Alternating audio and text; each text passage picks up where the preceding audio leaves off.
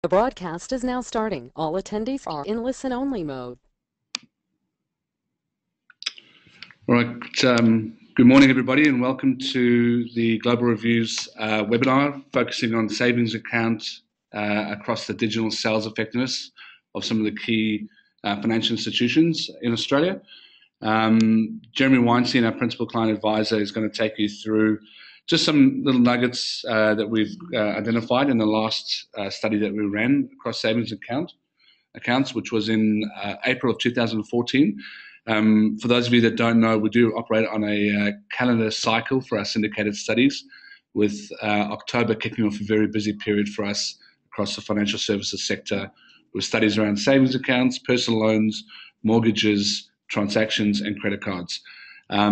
I don't want to take up too much time because I know Jeremy's got a lot of content to get through, but without holding things up, I'm going to introduce you to Jeremy, who will take you through some useful insights that you can maybe take back to your business. Thank you very much, Shay, and welcome everybody. Thank you also for taking time out of your busy schedules to join our webinar. So I've got a few insights and a few things that are worth talking about in relation specifically to savings accounts, but hopefully it's really just a snapshot of our benchmark and some of our methodology and the type of data that we capture and the type of insights that we can derive as a result of that and how that might be able to help your organisation. We focus specifically on savings accounts, but we can do this across products, as I will talk about a little bit later. Just a quick snapshot as to why companies subscribe. It informs strategy, so we can highlight areas that need improvement, save you time to market in some respects for identifying issues and then finding solutions to those issues. We can also, find competitor information. So we have access to unrivaled competitor information. We see where people go and how people behave on competitor sites, something that your current analytics are probably unlikely to be able to capture. And also, obviously, we can measure some customer experience, the channel performance, and it also, like I said earlier, informs priorities for the digital program. And there's just a range of brands that we currently deal with and have dealt with in the recent past. In terms of measuring the customer experience, we do cover the entire journey, the customer experience journey, and we represent it in this way. These are what we call the phases of the customer experience and the journey of discovery, I guess. So discover, consider, act, receive, and relate. And really, we do the bulk of our business in those first three phases, the discovery phase and the consider phase. And in fact, it might be difficult for some of you to see, but there are dotted lines around some of those bubbles indicating where our products sit. Marketing effectiveness really covers the first two, and sales effectiveness, which is what I'll be talking about mainly today, has a look at this consider and act phase. So really, that's once customers, potential customers have come to your site, contemplating the need in this instance for a savings account. How easy is it for you to get them to the end of your site in terms of signing up for an account? That earlier piece, the discovery phase and consider phase, is really what happens when, I guess, sort of someone wakes up one morning and decides they need a savings account and might not have an idea about where to commence that journey. So part of that discovery, obviously how they actually get to your website. But currently we're looking at the sales effectiveness, which is once they're already on your website, how well do you convert them? And essentially we ask this question: how easy is it to buy from you? And in response to that, we have developed the Digital Customer Experience Index, and what constitutes that Customer Experience Index are four inputs: customer behavior, customer attitude, a customer audit, and a best practice audit. So we call it the 4CE methodology because it has a range of different inputs, both voice of customer, behavior, attitude, and then, as I've said, the best practice audit, which is a series of criteria that really outline the features and functions and whether or not you have them in comparison to your competitors or just standalone, whether or not you have them. And these are elements that we know improve the customer experience across the site. The benchmark structure for savings accounts, if we just look at the phases individually for a moment, this is the consider phase. And even within the consider phase, we take a very journeyed approach. So the idea of initial engagement when people first come to your site, followed by introducing options. So once they say, okay, yes, this looks like a bank or an institution that's going to serve my needs, then they actually find out what kinds of products there are and whether those products will satisfy them. Then evaluation of those products, evaluation of the options in terms of why is this savings account better than that savings account, and often possibly across bank comparisons. So why is ANZ's offering better than Westpac's or vice versa.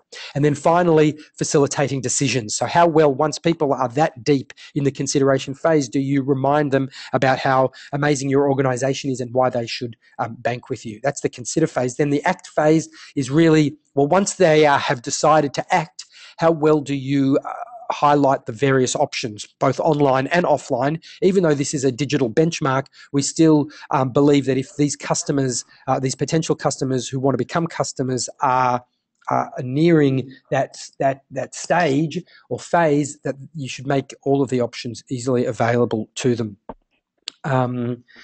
And so without, I guess, any further ado, let's get stuck into the data and have a look at exactly what we gleaned from the savings account data April 2014. Just also to remind you what Shay mentioned, that the next data capture is in October.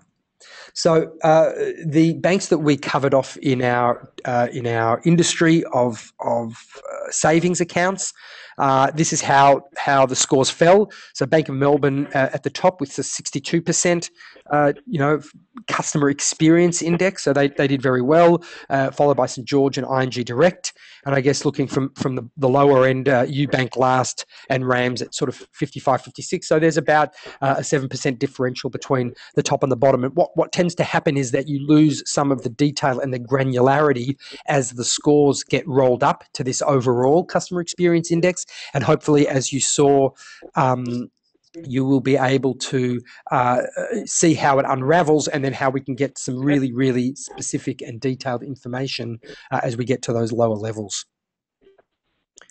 Hopefully not too many people are having issues with audio and such forth. If there are, just shoot through questions or queries and we'll attempt to resolve them as we can. One of the things that we ask at the beginning of all of our studies, of all of the participants, irrespective of bank, is what are the most important things to you when approaching a savings account or a bank looking for a savings account? And the number one thing that people said was information about fees and charges. So clearly, that's a key determining factor for people when deciding which bank to open an account with. And so, that's a key element, as is the ability to view and manage my bank account online, obviously the internet banking. Now, we've seen that really skyrocket in the last 12 months, even 18 months. Previously, it was sort of nowhere to be seen. Now, obviously, with people checking their balances and doing banking a lot on their mobile devices, but also on their desktop, they want to be able to access that information easily and quickly. Obviously, information that's easy to understand, so free of jargon. Often, when writing content for websites, people sit in a bit of a bubble and they talk banking all day long and they assume that everybody understands that. And so really to take a step out of that and understand how the customer views it and what information the customer needs. Also, a website that's easy to navigate. Clearly, if you want to go from A to B, you want to be that to be as simple as possible. The bottom one, I thought I'd put that in too, just to give you again an idea about the range of scores that we get, is online chat function. So whilst we're seeing a lot of banks adopting this, it's really not the most important thing that customers are telling us that they need.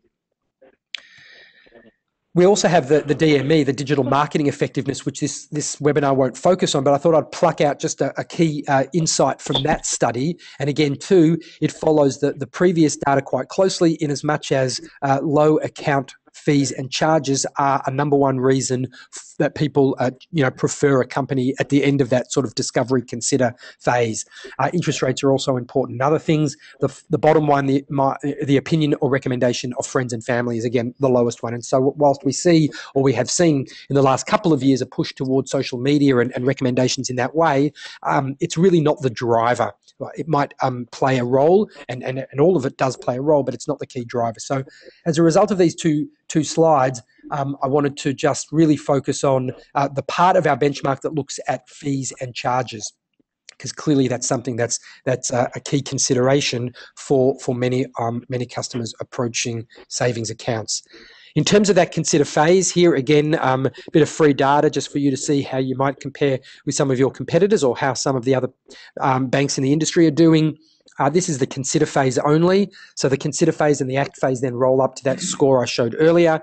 Really, again, the range of scores, I guess, Bank of Melbourne at 61 and CBA as well. So CBA does quite well in the consider phase, but drops off a little bit in the act phase.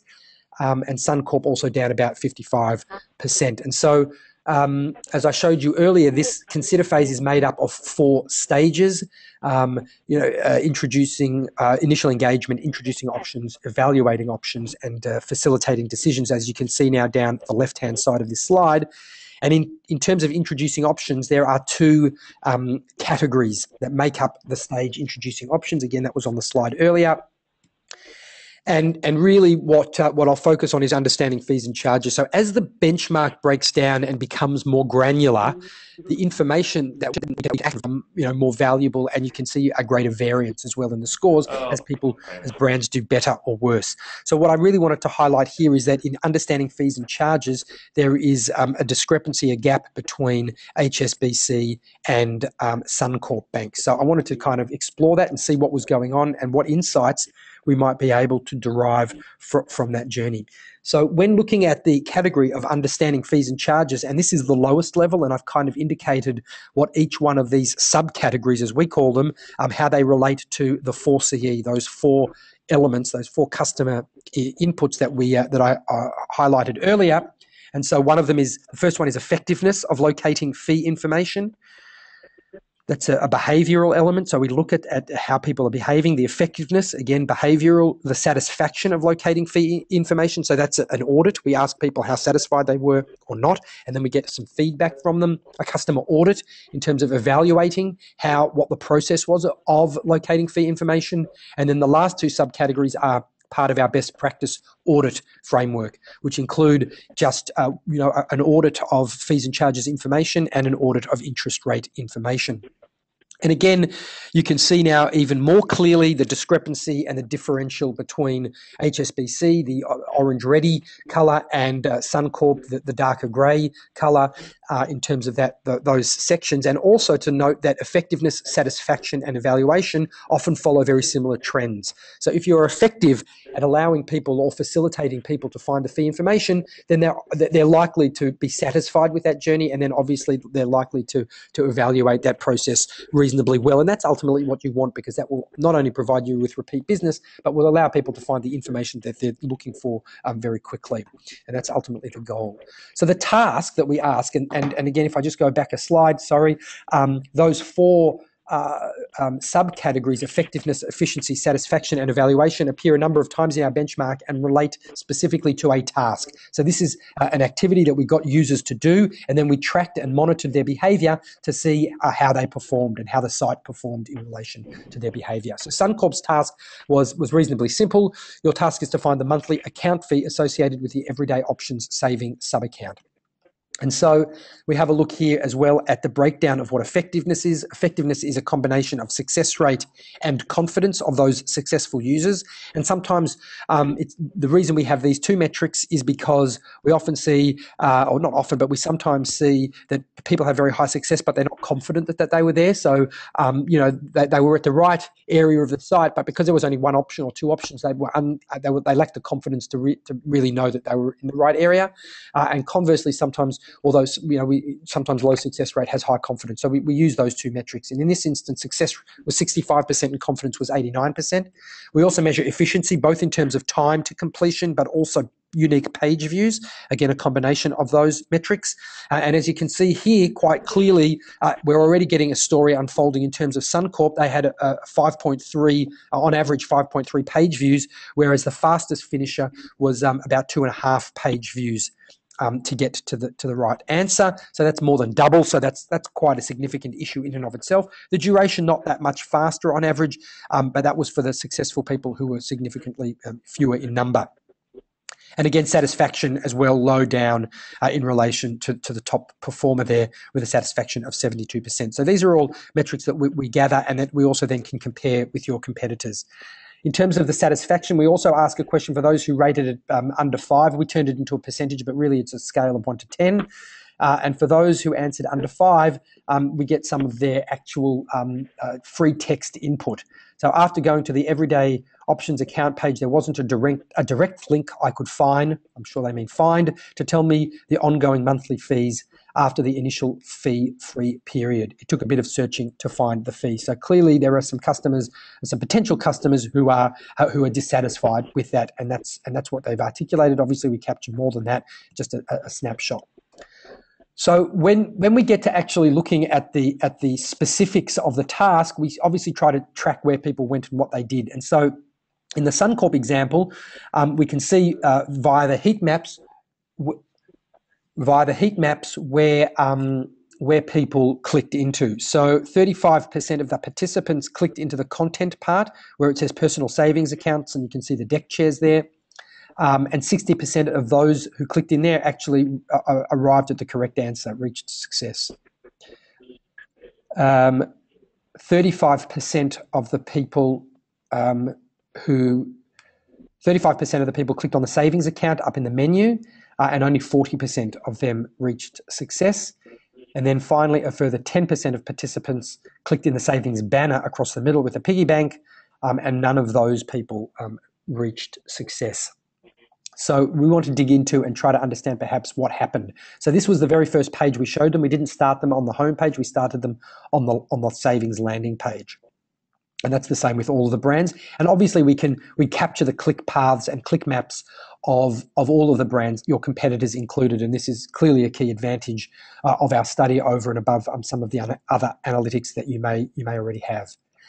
In terms of the actual click path, so 80% of those people, as I've just identified, went to the savings account, clicked on a link that took them to another savings account page. But following that, there was a lot of confusion.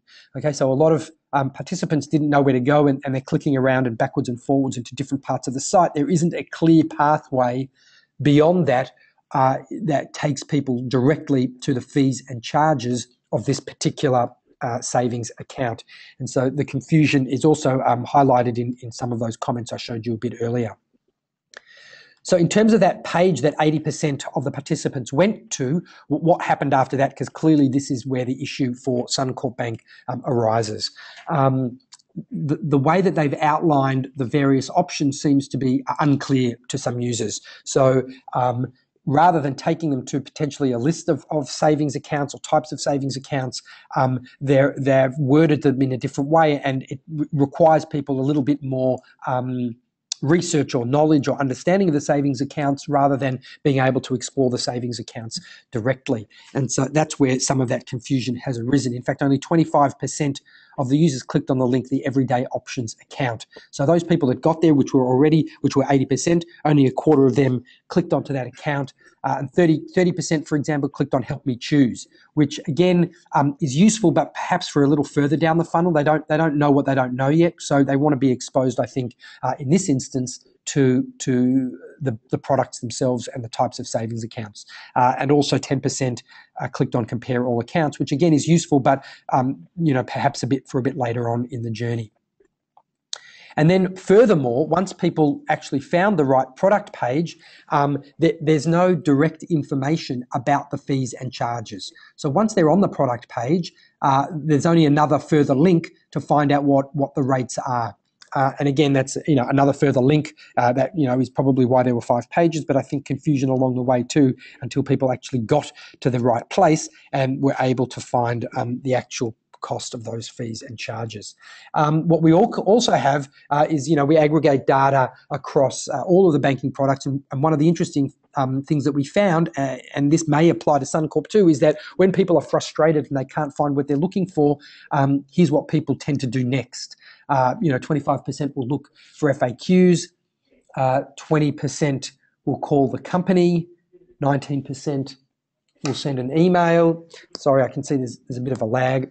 19% will start an online chat, and 11% will leave completely. So again, if you're making it difficult, or people don't want to click 5 or 6 times to get in essence a simple answer, 10% of those potential customers might leave your site, and obviously you're only getting a small portion of the potential people coming to your site in the first place. So you're only going to get 20% of the market that comes to visit your site at all. And if 10% of those are dropping off already because they can't find what they're looking for, then you need to have strategies to combat that.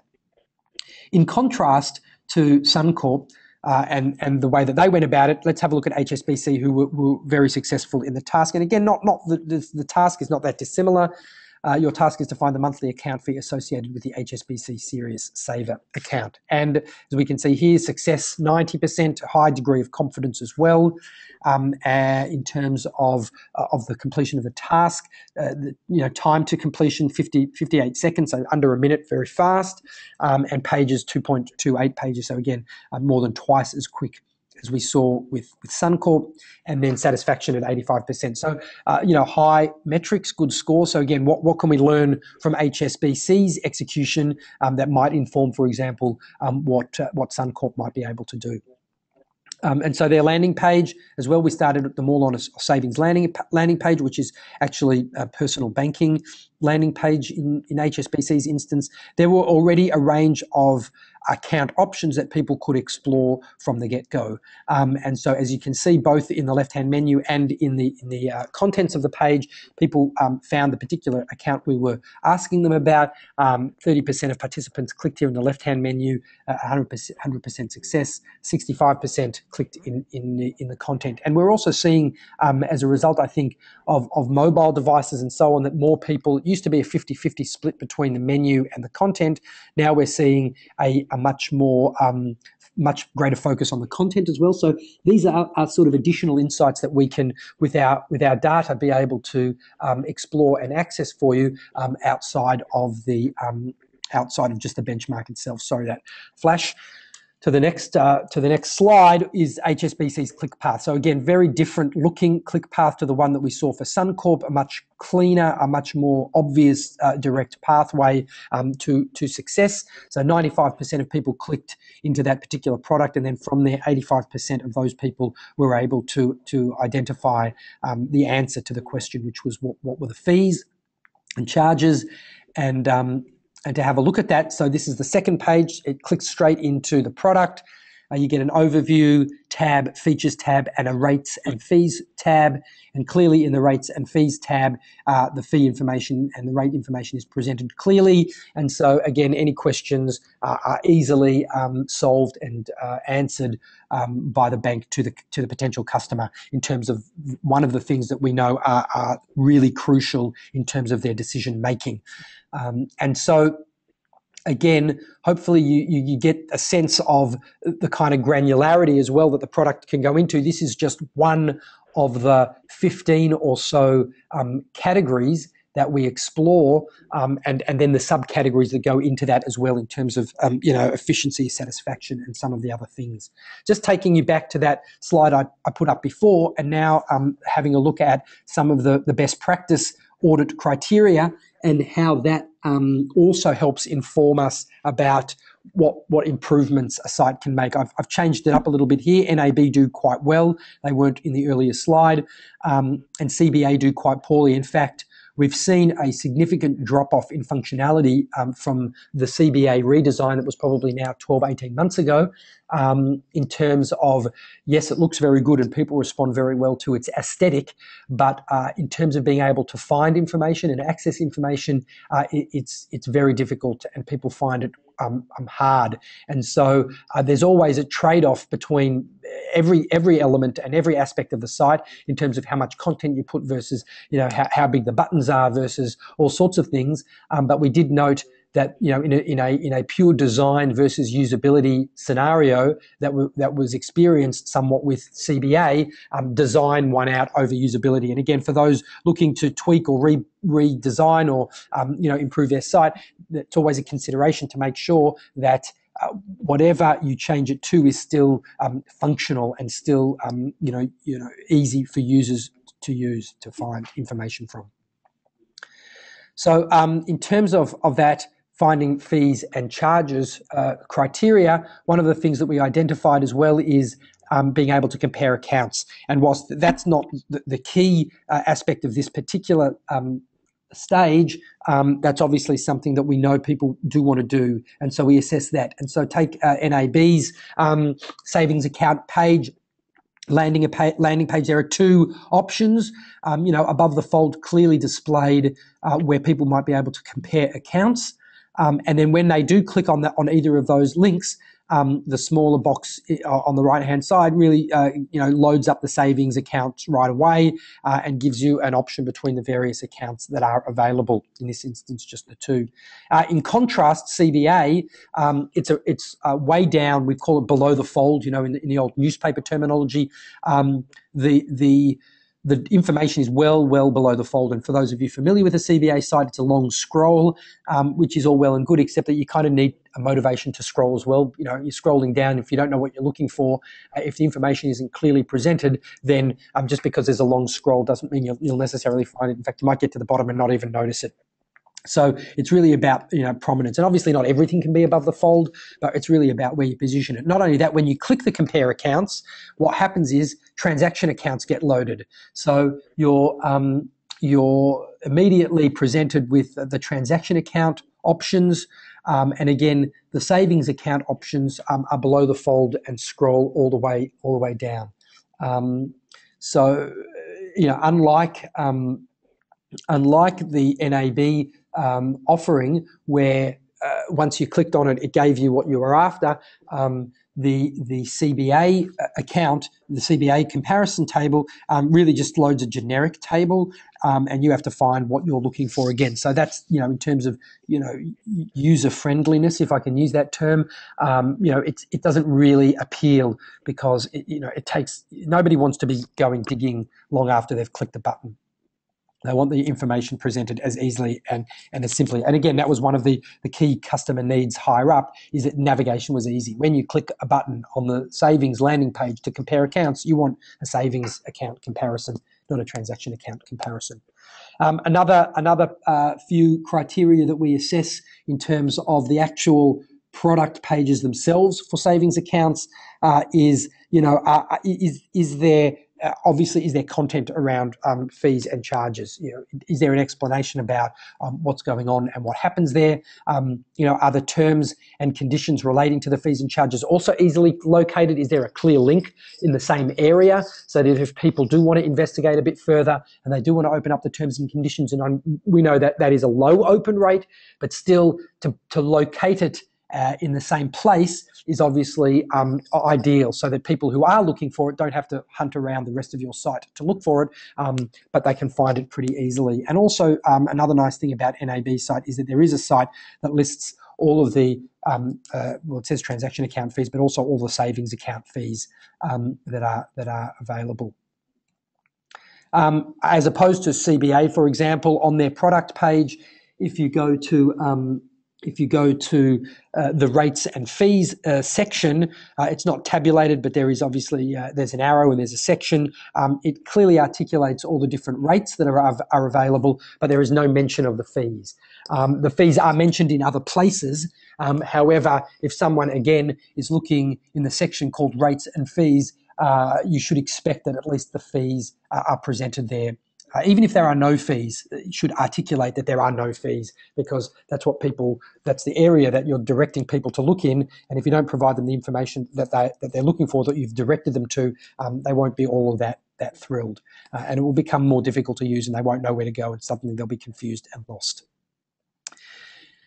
So that really just sort of brings me to the end of this particular, insight session based on that Q2, on that April 2014 data. I just wanted to remind you again that, we do a lot of activities outside of what I've just shown you. And even within the sales effectiveness benchmark, there are some other 15 categories that have a range of subcategories themselves that we can really deep dive and investigate not only your own site, but many of your competitors' sites, and really provide you with a deep look at what's working and what's not, and where you can start to improve and win some of those customers that may be getting lost throughout your site. Again, just to reiterate, that commencing October, our syndicated banking program, which includes savings accounts, personal loans, mortgages, transaction accounts, credit cards, and for those dabbling in superannuation and some insurance products, we also have some of those products available too across the benchmark. And within those industries, we can find appropriate competitors too, obviously, in terms of those particular products. So that brings me, I think, to the end of my half an hour, 12 o'clock on the dot. I'll just pop up Shay's details there, his phone number, his email address, and obviously our website, and say thank you very much for your time, and pass you just over back to Shay to close out the session. Thanks, Jeremy. I really appreciate that, and it's always good to be mindful of everyone's time. Guys, just to reinforce that, as Jeremy said, October kicks off our next syndicated banking wave. So to ensure that your brand is included in any of the particular studies across any of the particular product journeys, please feel free to reach out to me. I can fill you in a bit more about the program itself, and we can take things from there. My details are on the page there. So welcome anyone's call, and likewise, we haven't had time for any questions today, but if you do have any post-webinar questions, please send them through to me, and we'll gladly tackle those for you. So we'll be signing off, and thanks to everyone for your time.